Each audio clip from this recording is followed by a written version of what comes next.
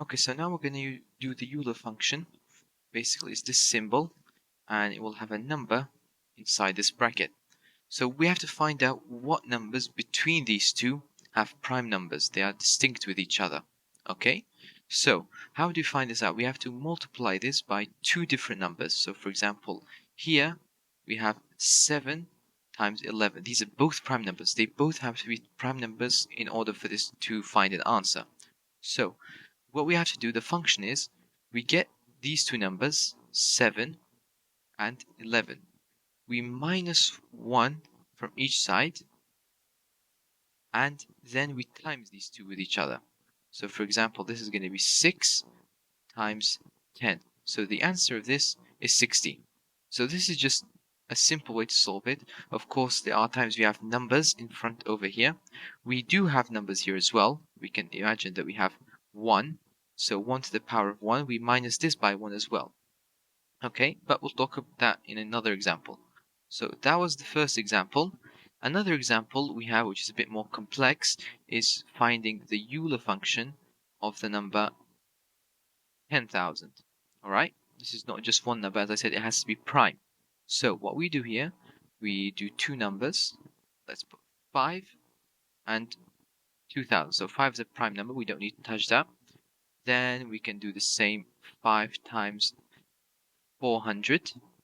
Again, 5 is a prime number. Then 5 times 80. Again, prime number. Then we can do a 5 times 16. Now, here, this number changes. So this one would become 8 times 2. Of course, 2 here is a prime number. Then 8 becomes 4 times 2. 4 times 2. And lastly, this becomes 2 times 2. Okay, so what we have here, what we have to add up with each other, is these prime numbers all together. So we have 4 5s and we have 4 2s. So what does this mean? This means that our function would be 5 to the power of 4 times 2 to the power of 4.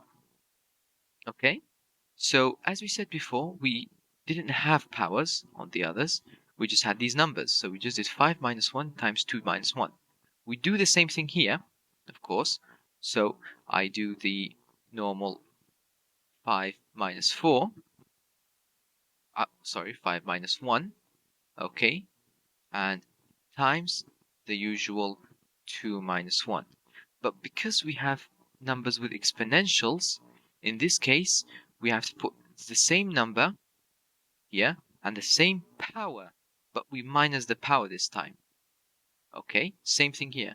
2 to the power of 4 minus 1. So we minus the power on top. So this would be 5 to the power of 3 times 4 times 2 to the power of 3 times 1.